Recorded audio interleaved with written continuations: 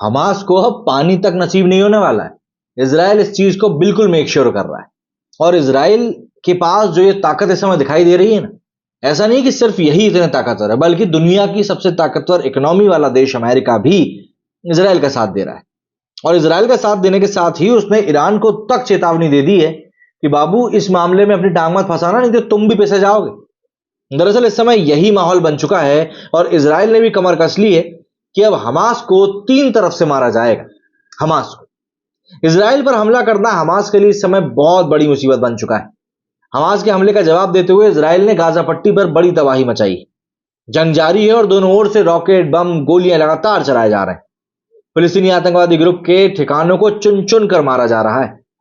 Israel ने दरअसल 3 तरीकों से हमास की कमर तोड़ दी, जिससे उबरना उसके लिए अब काफी ज्यादा मुश्किल होगा। पहले युद्ध का ऐलान करने के साथ ही इजराइल ने गाजा में बिजली, पानी और भोजन की सप्लाई रोक दी और अब व्यापारिक टनल बंद करने के साथ ही उसने क्रिप्टो अकाउंट भी फ्रीज कर दिए, जिनके जरिए माना जा रहा है कि हमास लगातार फंड जुटा रहा था।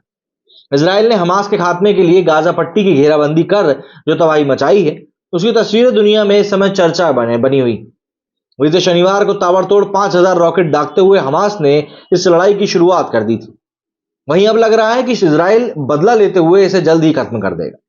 गाजा पट्टी में हर ओर चीख पुकार, मातम और धुएं का गुबार नजर आ रहा है। इस बीच इजराइल डिफेंस फोर्स ने जानकारी शेयर करते हुए बताया कि देश के अंदर घुसे हमास के 1500 आतंकियों को मार गिराया गया है। रिपोर्ट्स के मुताबिक हमास के खात्मे के लिए 3 लाख के करीब रिजर्व फोर्स के सैनिकों को जमीनी हमले के लिए उतारा गया है। अब बताता हूं कि कैसे इजराइल ने हमास को 3 तरीकों से कमर तोड़ी। इजराइल का कहना है कि इस बार उनका एम हमास को जड़ से खत्म कर देने का है। इसके लिए उस पर चौतरफा वार किया जा रहा है। फिलिस्तीन के आतंकवादी ग्रुप हमास के ठिकानों गाजा पट्टी पर बमबारी करते हुए इजराइल ने उन सुरंगों को निशाना बनाया जहां से गाजा में वाणिज्यिक और अन्य सामान आता है। CFR की एक रिपोर्ट के मुताबिक यह सामान मिस्र की ओर से आता है। हालांकि 2013 में मिस्र के राष्ट्रपति अब्देल फतेह अल सीसी की सेना ने अपने क्षेत्र में प्रवेश करने वाली अधिकांश सुरंगों को बंद कर दिया था, जबकि उसने सिनाई प्रायद्वीप की सीमा पर स्वघोषित इस्लामिक स्टेट की एक शाखा के खिलाफ आतंकवाद विरोधी अभियान भी चलाया था। फिर 5 साल बाद यानी साल 2018 में मिस्र ने अपने सलाह अल दीन बॉर्डर से कुछ वाणिज्यिक सामानों को गाजा पट्टी में प्रवेश करने की अनुमति देना शुरू कर दी। रिपोर्ट्स के मुताबिक साल 2021 तक हमास ने कथित तौर पर गाजा में आयातित मिस्र के सामान पर टैक्स के रूप में हर महीने $12 मिलियन से ज्यादा की वसूली करी। इस हिसाब से देखें तो इसे इस सुरंग से ज्यादा रकम मिल रही थी। मतलब आप जरा खुद सोचिए, कमाई का इतना बड़ा जरिया आखिर कौन ही छोड़ेगा। खैर, इसका खात्मा हमास के लिए एक बड़े झटके के समान है। अब बात करते हैं हमास पर इजराइल के दूसरे अटैक की, जिसने उसकी आर्थिक ताकत को लगभग खत्म कर दिया है। दरअसल हमास के ऑपरेशंस के लिए विदेशों के आने वाली फंडिंग का पूरा मैनेजमेंट गाजा स्थित इस्लामिक नेशनल बैंक संभालता था। हमास का यह सबसे बड़ा आर्थिक ठिकाना इजराइल के जवाबी हमले में जमींदोज हो चुका है।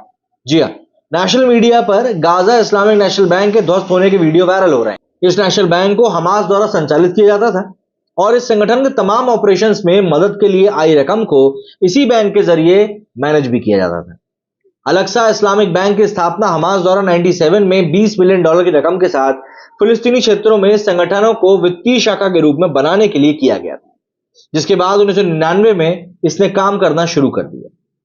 हमास के आर्थिक ठिकानों पर 2 तरफा वार से ही इजराइल नहीं रुका, बल्कि तीसरा बड़ा वार करते हुए उसने फिलिस्तीन के आतंकी संगठन हमास के क्रिप्टो करेंसी के जो अकाउंट्स थे उनको भी फ्रीज कर दिया।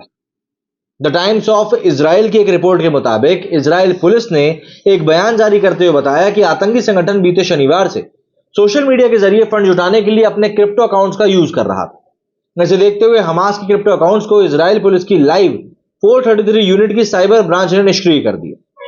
रिपोर्ट्स की माने तो क्रिप्टो करेंसी एक्सचेंज बाइनेंस ने भी हमास आतंकियों के क्रिप्टो अकाउंट का पता लगाने और उन्हें बंद करने में मदद करी।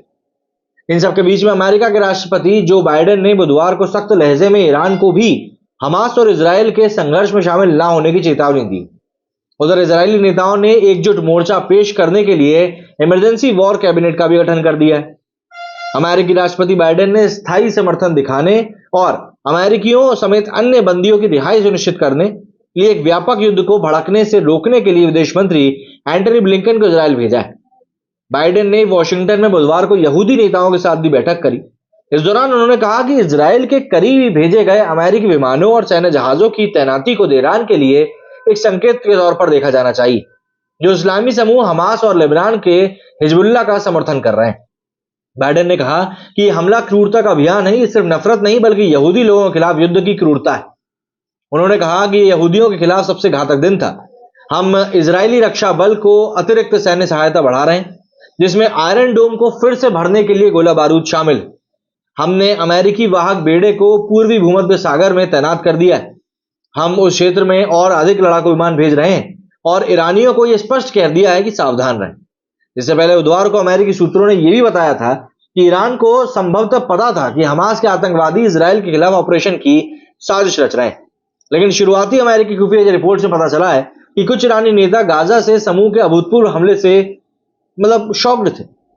गाजा प्रशासन द्वारा बताया गया है कि इजरायल के हवाई हमलों में 1100 लोगों की मौत हुई, जबकि 5000 से भी ज्यादा लोग घायल हुए हैं। करीब 550 रिहायशी इमारतें तबाह हुई हैं और करीब 2.5 लाख लोग बेघर हुए हैं।